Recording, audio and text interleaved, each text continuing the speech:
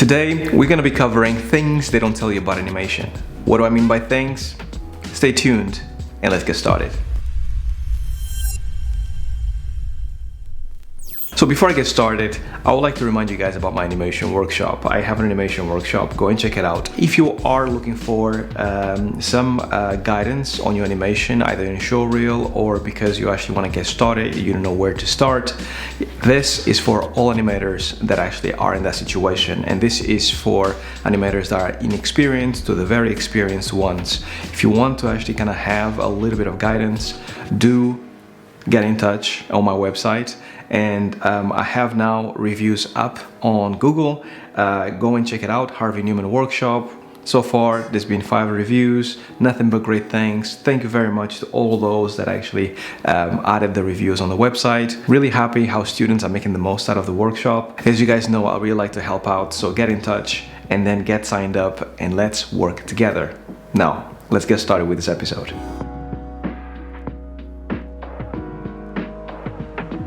Right, so when you start as an animator in the industry, it doesn't matter where you actually end up in, film, games, VFX, TV, there's a lot of things that they don't tell you when you get started. And if you're anything like me, you probably get dropped into the industry and then you have to find out about these things yourself as you become a more experienced animator. Now, this video is catered to all those that actually are either about to go through it or are going through it, or all those that haven't been through it yet but would like to have a little peek on things they don't tell you about animation, like the secret sauce that actually makes animation kind of like special but also incredibly difficult. I'm going to focus on the difficult bits on this video. I'll probably focus on the positives in the future video, but I think these negatives are very important for all those getting started in the industry, and it's something for you to keep in mind as you work professionally in the industry. Okay, so this first topic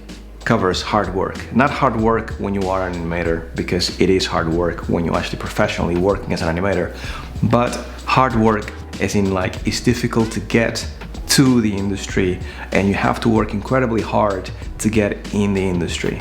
That is something that I wish someone had told me way back in the day when I started animation, because it's a journey, and it's a journey that takes a long time, many years of your blood, sweat and tears for you to get to learn animation at first.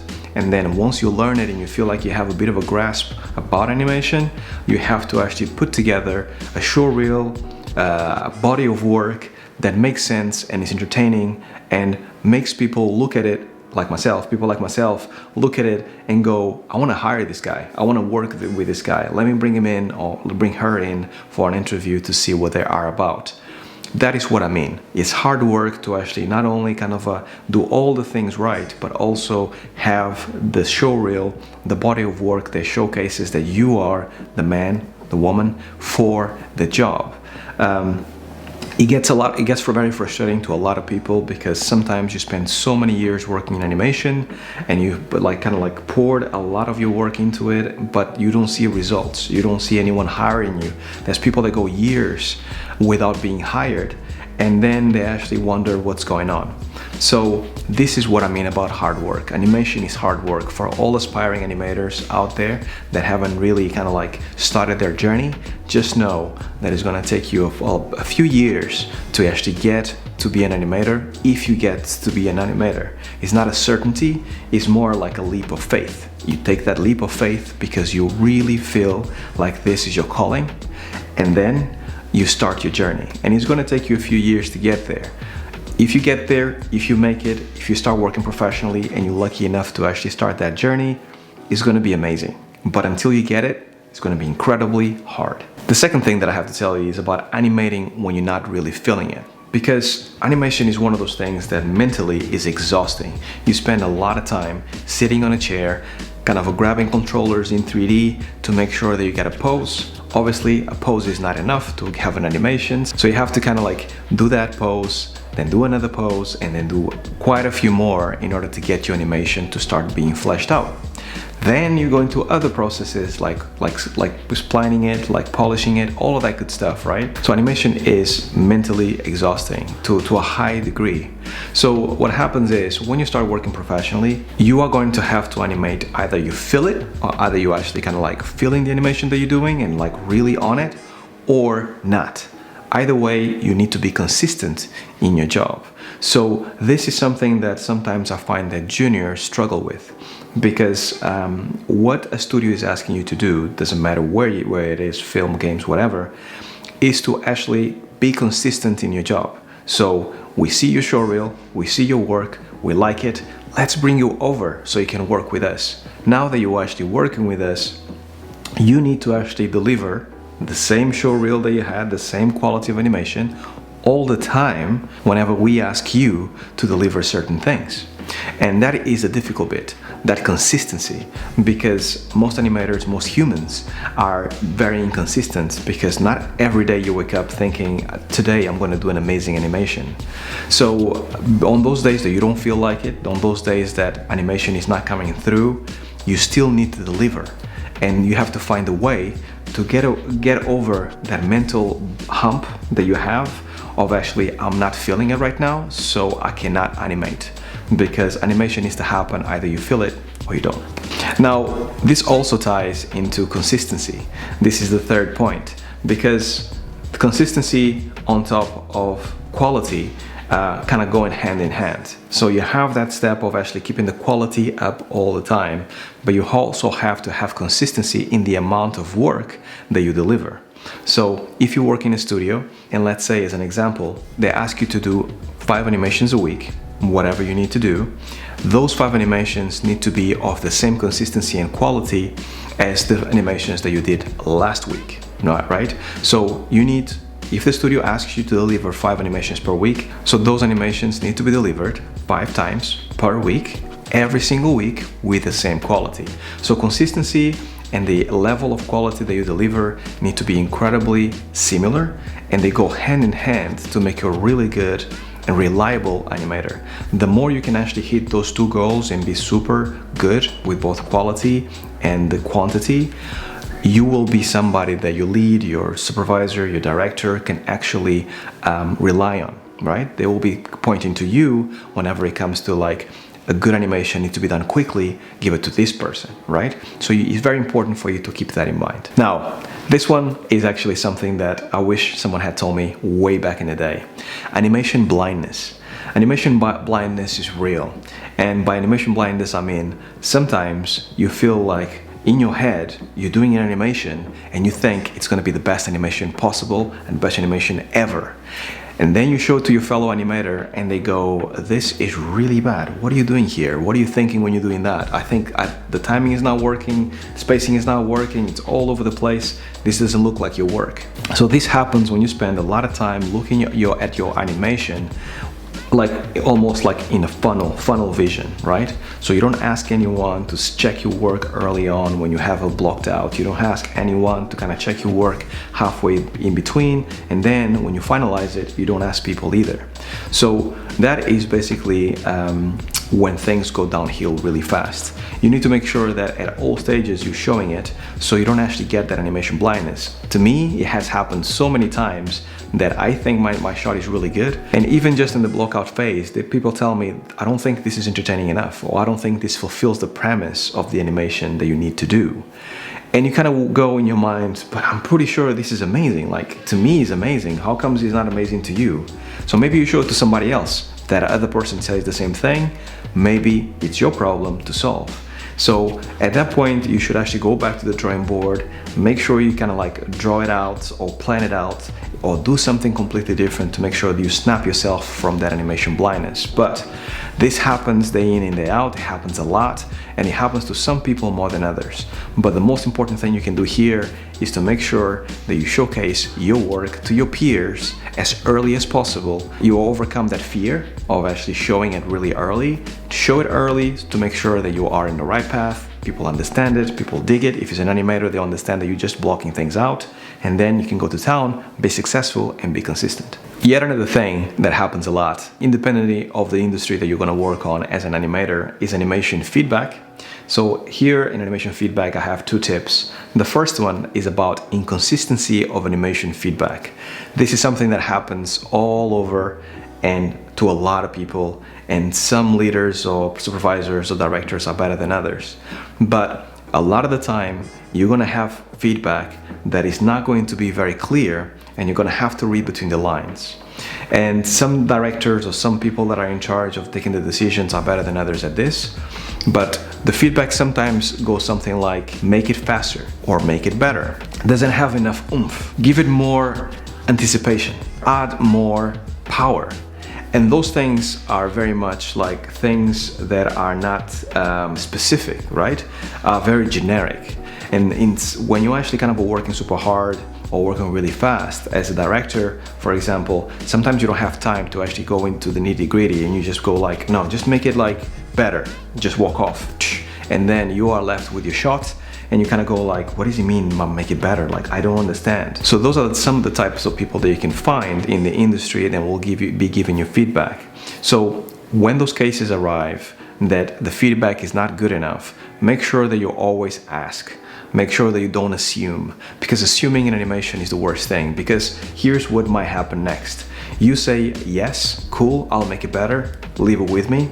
The director goes away, and then a week or 2 goes past, and the director comes back and be like, can you show me that shot again? How is it better? Then you show it, and it's nothing like what the director wanted. So at that point, most likely the director is not going to be very happy with you, and probably going to think that you are not very good at your job because you don't know how to take instructions.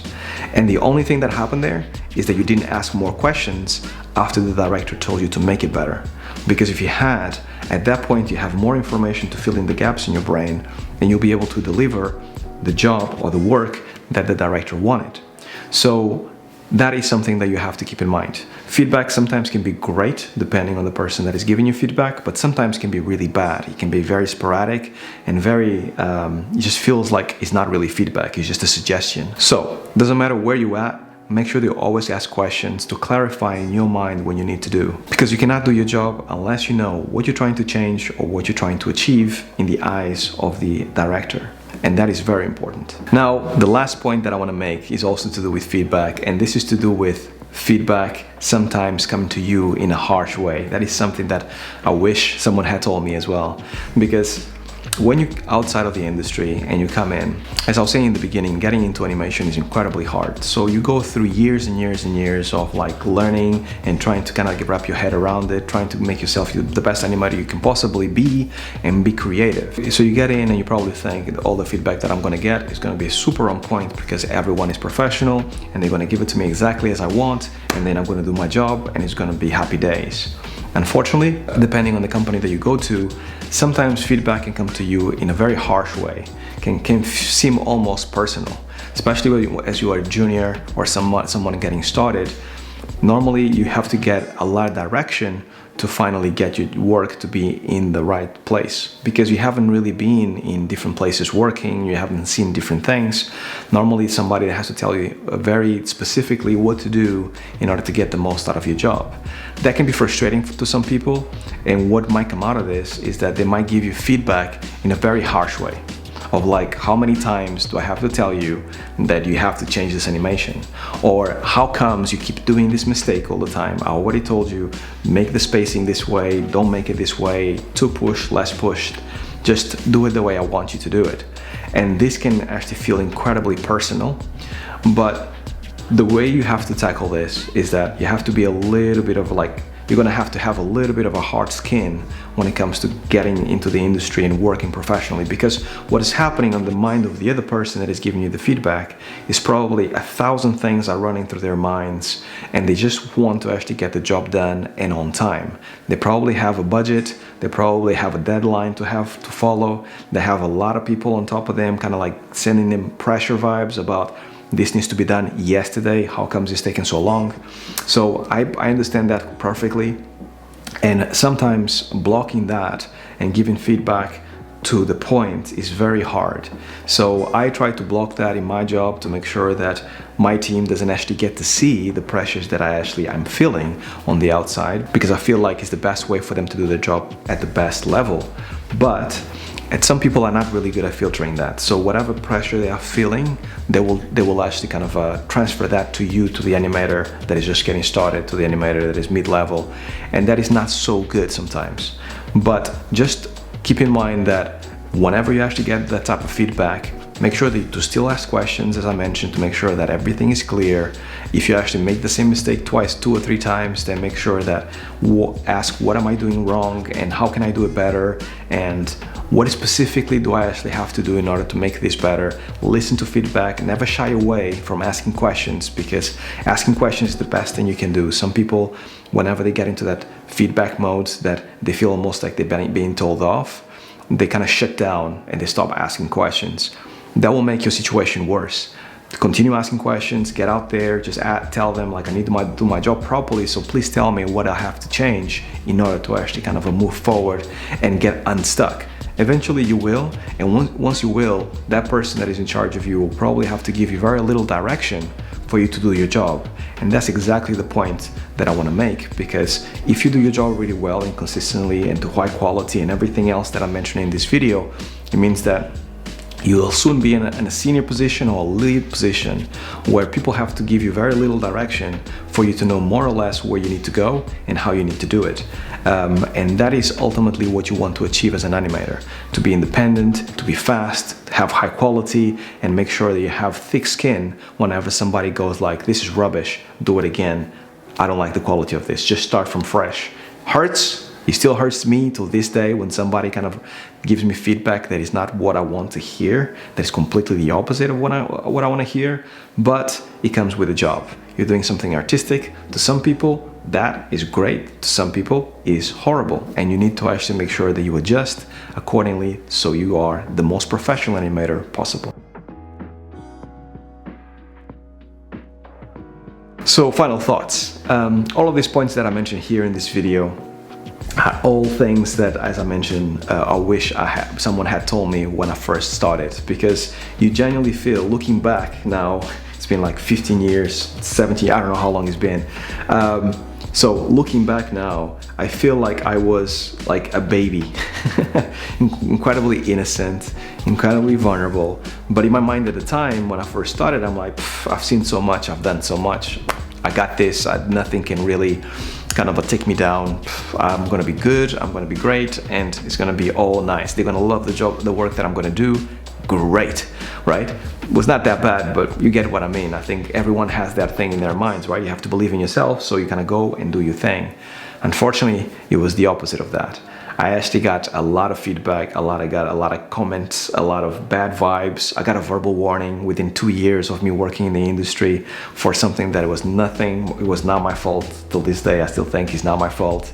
But those things made me very thick-skinned. I was already thick-skinned because of my life, how I grew up, but then I had to be the artist that needs to be thick-skinned about the feedback that is given to them and how to actually kind of come out of the hole and kind of make sure that you actually don't get fired for anything and people are happy with your job. So these 6 points are something that you should definitely keep in mind, because if you do, it's still going to take you time to adjust, because unless you experience it, you don't really understand what I'm trying to say, or maybe you do, but unless you experience it, it doesn't really sink in. So these things will still happen to you, but just think about these things that is part of the job, and it just comes with the territory, right? I mean, the better you are at these things and navigating these things, the further you're gonna go as an animator. So keep that in mind. I hope that was useful to all of you. Remember, if you like this video, please subscribe if you haven't so far, and hit the like button as well, because it helps me a lot to make sure that other animators out there get to find this channel and hopefully see my videos and hopefully find it useful as you have. So, as always, stay well, stay safe. Peace.